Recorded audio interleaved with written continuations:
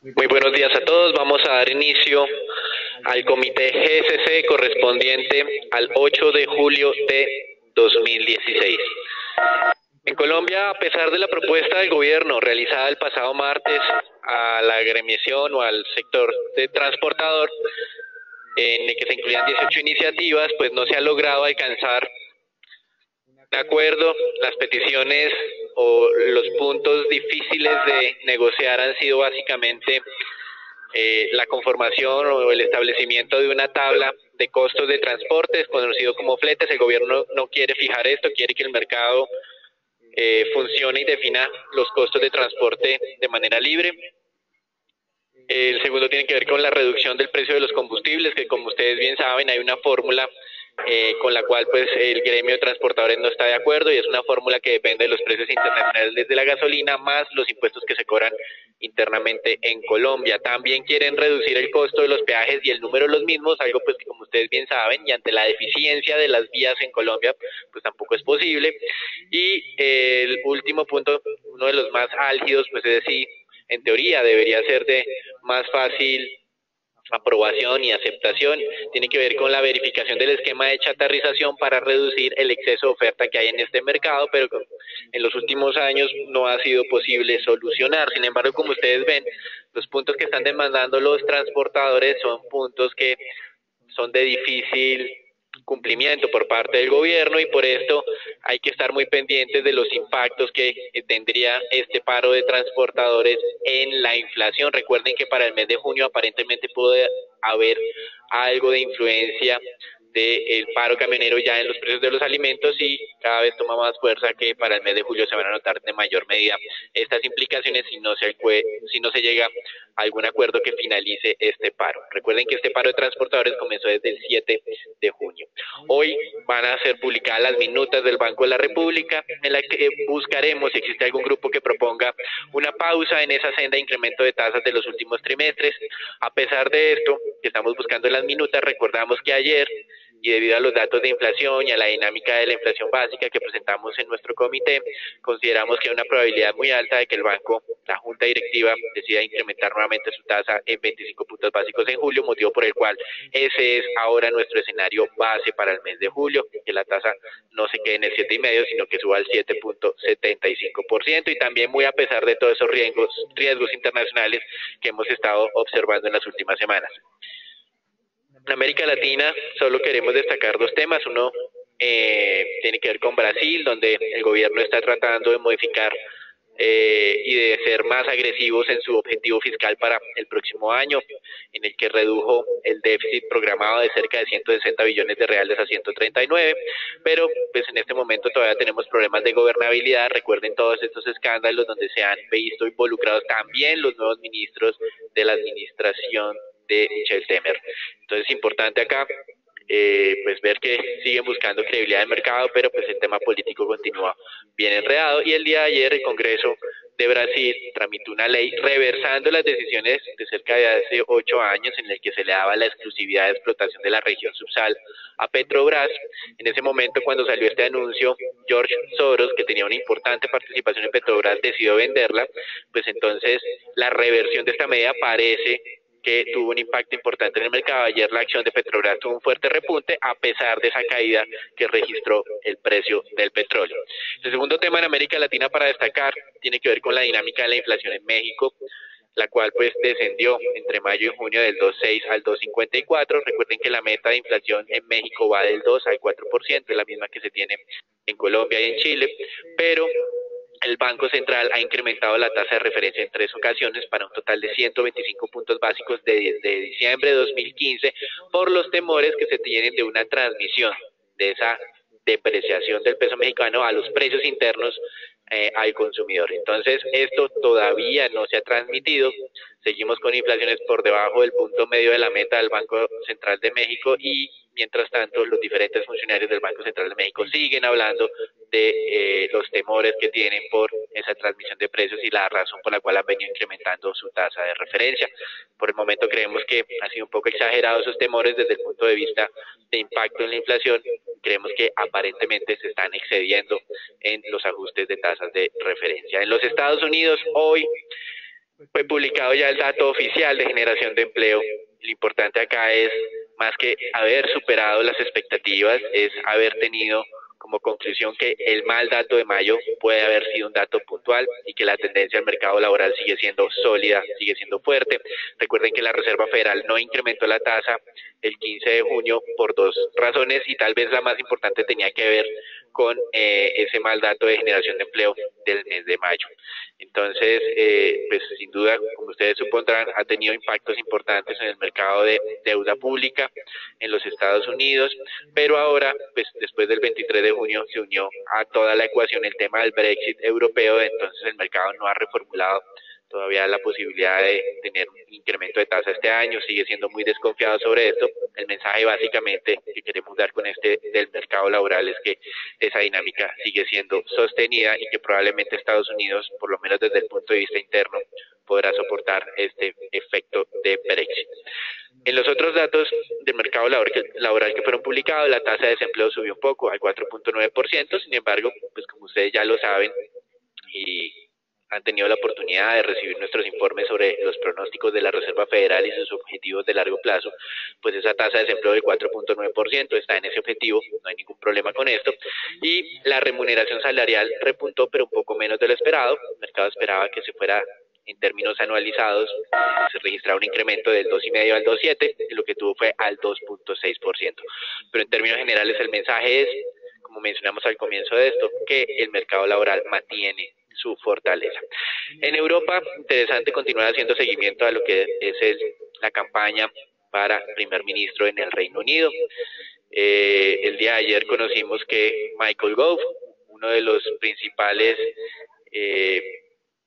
promotores del Brexit del Reino Unido de la Unión Europea, el día de ayer quedó fuera ya de la carrera para ser elegido como primer ministro por parte del Partido Conservador, que es el mismo partido del actual primer ministro David Cameron. En carrera solo quedan entonces la actual ministra del Interior y una parlamentaria para ser el candidato del Partido Conservador. Los otros políticos que lideraron este tema del Brexit están en este momento en feliz retiro. Hablo de los señores Boris Johnson y Nigel Farage. Aquí interesante ver que los responsables de este evento pues no están encabezando en ningún momento la posibilidad de ser el que va a dirigir las negociaciones de salida del Reino de la Unión Europea, y esto es un poco contradictorio, por lo menos para las personas que vemos esta problemática desde la distancia. Mientras tanto, el Partido Laborista también mantiene su propia turbulencia interna. Ha habido un cisma o ha habido por lo menos una rebelión al interior del partido, renunciaron varios de los principales miembros, pues el director del Partido Laborista no tomó cartas en el asunto y no hizo una campaña decidida para mantener al Reino Unido dentro de la Unión Europea, y esto se lo están cobrando sus principales colaboradores. Entonces acá vamos a quedar en manos, aparentemente nuevamente, del Partido Conservador. Hasta el momento la más opcionada es la ministra del Interior, Theresa May, quien era una de las principales defensoras de la permanencia. Entonces vamos a tener una defensora de la permanencia liderando todo este proceso de salida del Reino Unido de la Unión Europea. Esta madrugada también se conoció que las exportaciones alemanas cayeron, en vez de haber subido como esperaba el mercado, cayeron el 1.8%, las importaciones estuvieron relativamente estables, con lo que ese superávit comercial característico de Alemania se redujo un poco desde 24 billones de euros hacia los 22 billones de euros. Y estamos viendo que aumenta la presión sobre el gobierno italiano por la fragilidad de su sistema financiero, es algo que hemos insistido en las últimas jornadas, pero pues ya en algún momento de los últimos 3 o 4 meses se había mencionado algo en nuestros comités. Importante acá es que las reglas actuales de la Unión Europea no permiten una capitalización de las entidades financieras con recursos públicos.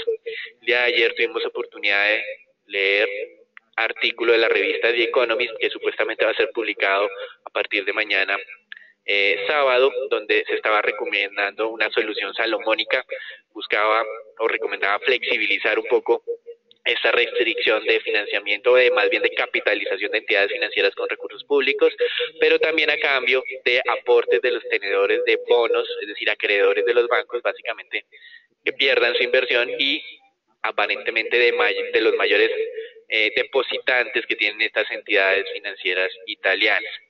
Paralelamente, el vicepresidente del Banco Central Europeo declaró, y no mencionó explícitamente a los italianos, dijo, los bancos europeos podrían requerir un pequeño respaldo estatal o se verían enfrentados a un periodo prolongado de recuperación, y también dijo que esas reglas actuales que han impedido que las entidades financieras, por un lado, reciban recursos públicos y por el otro puedan vender partes de esos activos tóxicos. En este momento hablamos de la banca italiana con sus créditos incobrables, pues está mencionando ese vicepresidente del Banco Central Europeo que debería haber algún tipo de flexibilización. Entonces está también en línea con lo que recomendaba la revista The Economist.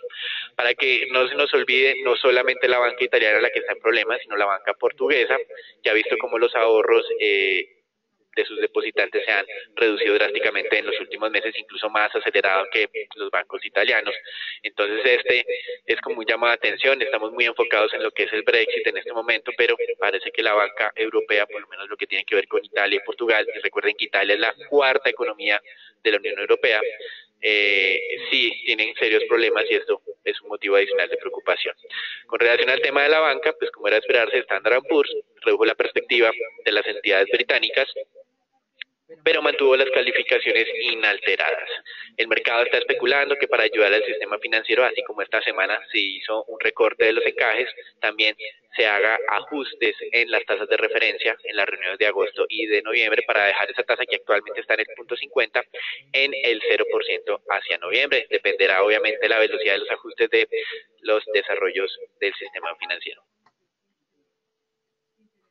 Con relación pues a las cifras que se tenían esperadas para hoy, la más importante para los mercados internacionales fue publicada en los Estados Unidos con una generación de empleo que claramente superó las expectativas, se ubicó en 287.000 puestos de trabajo, el mercado esperaba 175.000, y aunque el dato anterior fue revisado aún más a la baja de 38.000 a 11.000, en suma la sorpresa del dato ha sido suficiente pues como para hacer cambiar al mercado sus preocupaciones de corto plazo y que tal vez el mercado laboral se está enfriando de manera muy rápida. Creemos nosotros sin duda que tiene que enfriarse, no puede seguir generando empleos a esa tasa actual de 180.000 puestos de trabajo.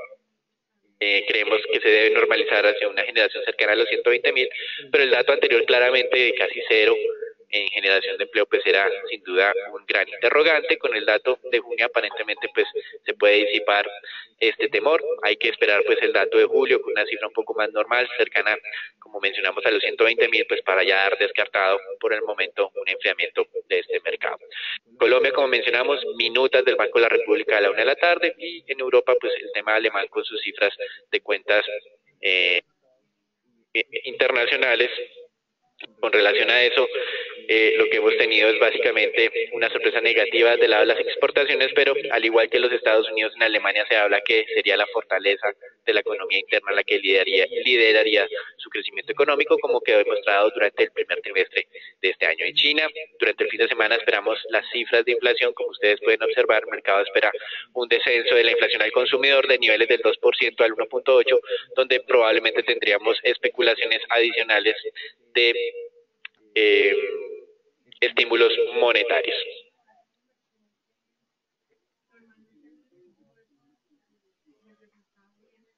Con relación a los mercados accionarios, hoy tenemos en Europa relativa estabilidad, sería la segunda jornada con este comportamiento que no es tan negativo. En Alemania sí destacamos un rebote cercano al 2%, sin embargo solo hemos identificado factores técnicos que explican esta buena dinámica. El índice DAX crece o se valoriza cerca del 2%, mientras que el resto de plazas europeas estarían alrededor del 0.5-0.6%. Futuros en Estados Unidos también estarían mostrando una dinámica relativamente tranquilizadora, mientras que en Asia es interesante ver las razones por las cuales el mercado chino y el mercado japonés descendieron cerca del 0.5-0.8%. Por un lado, en China hay desconfianza, ese debilitamiento del yuan habla sobre problemas de la economía y en algunos casos incluso alimenta la especulación de una devaluación competitiva, y esto genera falta de apetito por las acciones chinas y por eso generan desplomes. Mientras que en Japón el problema es que es el fortalecimiento de su moneda que puede reducir la competitividad de los exportadores japoneses, y entonces acá tenemos dos razones un poco contradictorias para explicar el mismo fenómeno de caída de precios de acciones. Esto es todo por ahora, los dejamos con Agustín.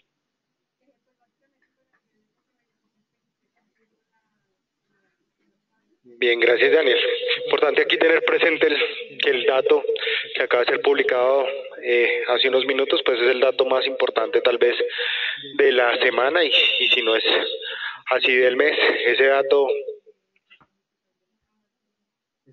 que fue publicado, como ustedes pueden ver, el mes anterior, que tan solo dio una variación de 38.000 puestos de trabajo, para el día de hoy pues fue publicado en la parte superior, superando las expectativas de los inversionistas. Pero lo más interesante aquí es observar cómo ese dato de cambio en nóminas no agrícolas sí ayuda a anticipar la evolución del crecimiento en Estados Unidos. Por esa razón es tan importante ese dato de la jornada de hoy, que vuelve a estar por encima de la cota superior aquí sobre los 285.000, cerca de los 300.000 puestos de trabajo.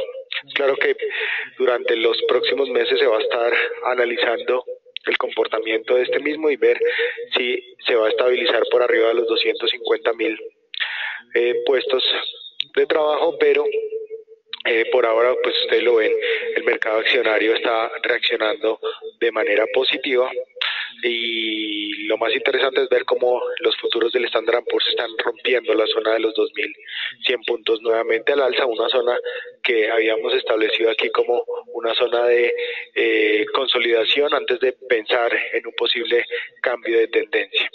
Aquí hay que tener presente algo, y es que los inversionistas en el exterior pues están viendo por arriba de los 2.100 puntos un nivel de sobrecompra exagerado en el mercado accionario, sobre todo en Estados Unidos, pero también no hay que olvidar que las alternativas de inversión ahora han sido muy limitadas, y que también el cambio de flujos de inversionistas pues estaría llevando, o podría llevar, obviamente, que los fondos de inversión estuvieran tratando de buscar alternativas, y obviamente en este caso, y más ayudados por este dato que acaba de ser publicado, pues podría impulsar nuevamente la búsqueda de flujos hacia este país.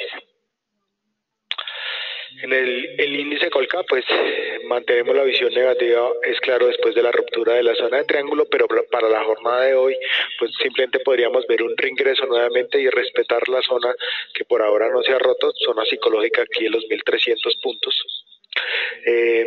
Muy atentos la próxima semana a la publicación, o a las decisiones mejor, que va a tomar el Banco Central de Inglaterra el día 14 de julio, donde prevemos que podría reducir sus tasas de interés como una medida para aumentar la liquidez e impulsar el crecimiento económico de este país. Las tasas de referencia en Inglaterra actualmente se encuentran en el 0.5%, y anticipamos una reducción al 0.25%. Esa mayor liquidez pues le daría también algo de calma al mercado accionario en Europa.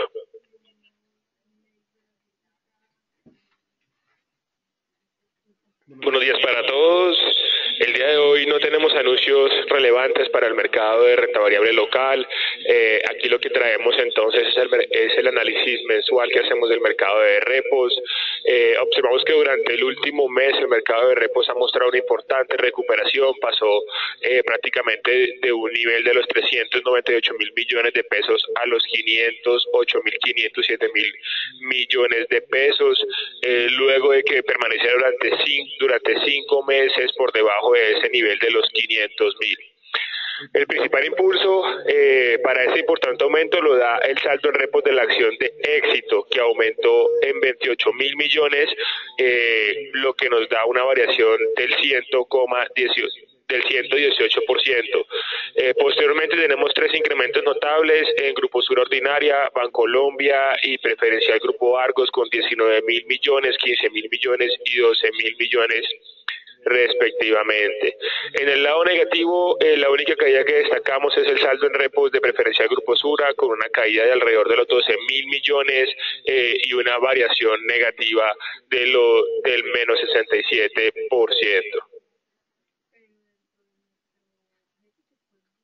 Gracias, Ricardo. Bueno, con relación a tema de flujos de inversionistas, que era una deuda que teníamos con ustedes el día de ayer, estuvimos revisando las cifras que publicó la Bolsa de Valores de Colombia para identificar nuevamente o para encontrar nuevamente que fueron los fondos de pensiones, como ustedes pueden ver acá, los que han mantenido las compras en este mercado.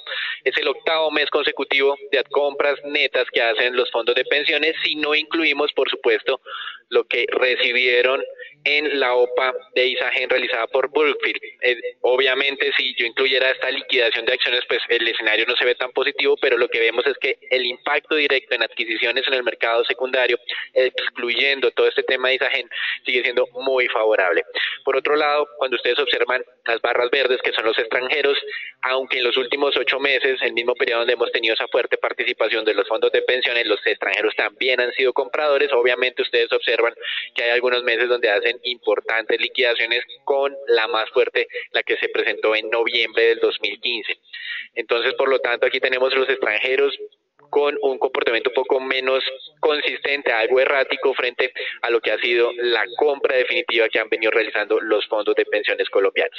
Importante ver acá que se ha mantenido el índice accionario en Colombia a pesar, sin duda, de todos esos riesgos que despertaron en el mes de mayo con el mal dato de generación de empleo en los Estados Unidos y pues con los temores que despertaba el Brexit durante el mes de junio. A pesar de que ya hoy, como ustedes bien saben y lo dimos a conocer, las cifras de empleo de junio de Estados Unidos reversaron esos temores del anterior mes. Con relación a los flujos puntuales del mes de junio, estamos presentando acá la gráfica de un emisor que característicamente ha sido liquidado por parte de los fondos de pensiones desde el mes de julio de 2015. Si ustedes observan acá, la línea azul está mostrando que los fondos de pensiones no les gustó ese negocio entre Casino y Éxito para adquirir la posición que tenía Casino en GPA o una parte de esa participación. Y ellos han sido liquidadores en todos los meses de los últimos, o por lo menos a partir de julio de 2015, de manera consistente. De hecho, el último mes los fondos de pensiones hicieron liquidaciones cercanas a los 43.000 millones de pesos en Almacenes Éxito.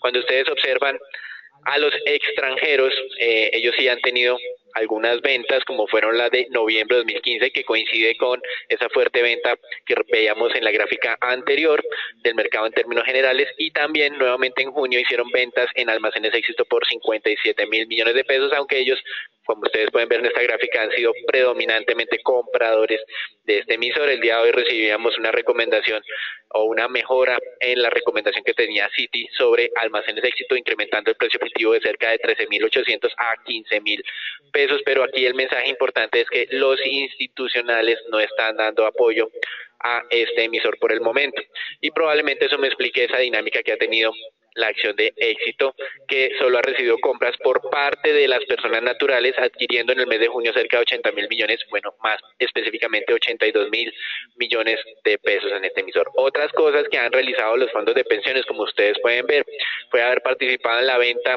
de acciones de Empresa Energía Bogotá, que hizo Ecopetrol a través de una subasta. Por eso el ticket que ustedes observan aquí es SU de subasta más Empresa Energía Bogotá, 275.000 millones de pesos, cuando esa venta fue por cerca de 335.000, es decir, la mayoría fue absorbido por los fondos de pensiones, y la otra parte que no tenemos acá, personas naturales con cerca de unos 42.000, 45.000 millones de pesos en acciones de Empresa Energía Bogotá, y nuevamente los fondos de pensiones comprando acciones o ETF del mercado colombiano en términos generales. ¿Qué vendieron? Además de haber vendido Almacenes Éxito, si ustedes observan aquí en la lista, en teoría podían ver algunas ventas en Grupo Sura que no fueron compensadas por las compras en la acción preferencial de este mismo emisor, y estuvieron estables en lo que ha sido el resto de emisores, aunque ustedes observan una venta en Semargos, aparentemente fue más como una recomposición de su portafolio de Semargos ordinaria hacia Semargos preferencial. Y en los inversionistas extranjeros, además de haber vendido acciones de Almacenes Éxito, hicieron una importante venta en acciones de Nutresa, que fue absorbida casi completamente por los fondos de pensiones. Aquí los institucionales nos dejaron en tablas en este emisor como tal, y algunas ventas en Cemex. En las compras se destacan para los extranjeros compras en preferencial de vivienda, básicamente. Con relación a lo que tenemos en los acumulados de los últimos 12 meses, ustedes pueden observar acá que tanto los fondos de pensiones como los inversionistas extranjeros han sido compradores netos de manera importante, y en los fondos de pensiones se destaca la compra del iColcap y del otro índice y del otro ETF que hay sobre el mercado colombiano, que en total son cerca de 750.000 millones de pesos en compras en el mercado colombiano, y por eso es que mencionábamos que era el que ha venido soportando los precios de las acciones. También, pues, como ustedes bien lo pueden observar, hay adquisiciones en Bancolombia, Semargos, y por el lado de ventas, liquidaciones en Ecopetrol y Éxito. Sobre Ecopetrol, puntualmente queremos destacar que los fondos de pensiones no han venido comprando todavía, hacen leves liquidaciones. Durante el último mes fue cerca de 1 o 2 millones de acciones de Ecopetrol en ventas, pero pues ya los montos se han moderado sustancialmente. Con relación a los fondos, a los extranjeros, se destacan las compras en Grupo Sura, Grupo Argos y Semargos durante los últimos 12 meses. Eso es todo por ahora, los dejamos con Agustín. En lo que tiene que ver con el mercado mundial de monedas y petróleo, esta mañana estamos viendo cómo las monedas emergentes reaccionan favorablemente del dato de empleo en Estados Unidos.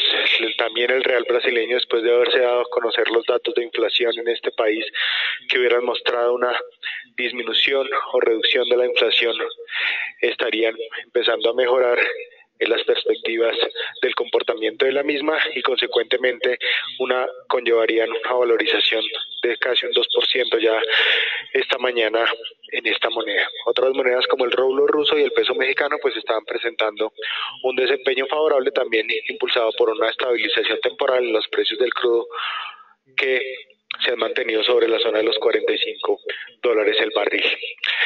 El peso colombiano entonces debería ir a buscar esa zona Fibonacci en la parte inferior sobre los 2.960 pesos, una zona donde debería estabilizarse ya de aquí a la próxima semana. Muy importante hacia mediodía de hoy estar atentos a la publicación del dato de plataformas activas en Estados Unidos, dato que es calculado por la firma Baker Hughes y será dado a conocer después de mediodía.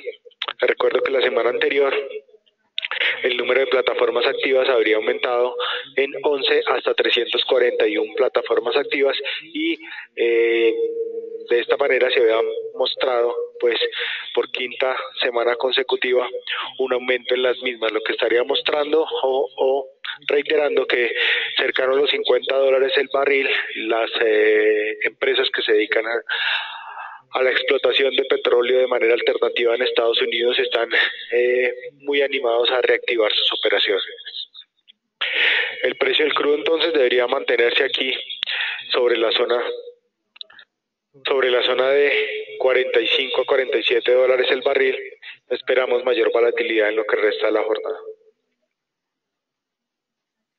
Con relación al mercado de renta fija, están observando ustedes unas pérdidas, sobre todo en los Estados Unidos. Ya desde ayer se había identificado reacciones al alza. Recuerden que ayer mencionábamos el ISM no manufacturero con superación de las expectativas y con un nivel que es característico de buenos momentos de actividad económica en los Estados Unidos. Ayer tuvimos el adelanto de una cifra de mercado laboral con lo que fue el sondeo privado relativamente un poco por encima más bien de la expectativa del mercado, y hoy tuvimos pues ya la tercera noticia positiva con la publicación oficial ya del dato de empleo para el mes de junio, superando con creces las expectativas de mercado y eliminando por el momento la especulación de enfriamiento de este mercado. Entonces esta es como la parte interesante de lo que está sucediendo en los Estados Unidos. Y en Europa, importante ver que quieren aparentemente los funcionarios flexibilizar esas reglas para que la banca europea, entiendas en este momento la banca italiana,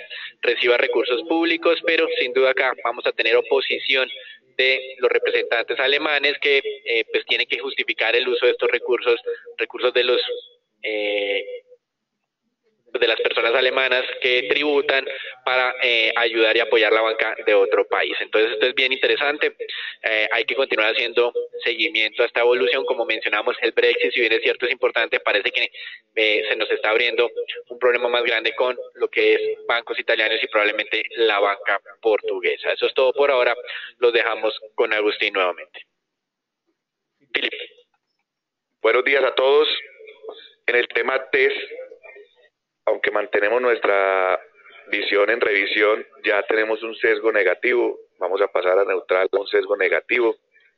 Como bien lo venía diciendo Daniel, hemos visto que ya el rally de renta fija se ha calmado. por el momento, tanto en los mercados desarrollados como en los emergentes. Hemos visto cómo, por ejemplo, los bonos del Tesoro americano ya les cuesta operar por debajo de ese 1.37, 1.38 que nos ha dicho Agustín en los últimos días. Aquí también en TES del 2024 ya vemos cómo la zona del 7.25, 7.20 también se le dificulta, por lo cual ponemos un sesgo negativo, como lo habíamos dicho desde ayer, niveles cercanos al 7.25, 7.20, zona de cortos, para ir a buscar rápidamente la zona del 7.45, 7.50. Stop de cortos solamente en la ruptura del 7.14. Recordar que la próxima semana ya tendremos subasta de testas a fija, que eso también había ayudado a que los test no tuvieran muy buena oferta en el mercado. Recuerden que llevamos 2 semanas sin subasta de testas a fija. La próxima semana, el día miércoles, ya tendremos subasta, por lo cual recomendamos cautela en la toma de posiciones largas. Creemos que estos niveles ya están extendidos, más aún de los 24, los papeles de julio del 20 también los hemos visto en la parte media de la curva. Cuando tenemos una inflación al 8.60, los papeles de la parte media están operando al 6.75, 6.80, y con el nuevo sesgo que tenemos al alza en la tasa del Banco República en 25 básico en su próxima reunión, creemos que estos también deberían tener una devuelta importante, por lo cual cautela a la hora de tomar posiciones largas y mejor hacer ventas. De resto, desearles a todos un excelente día y muchas gracias por participar en nuestro comité diario.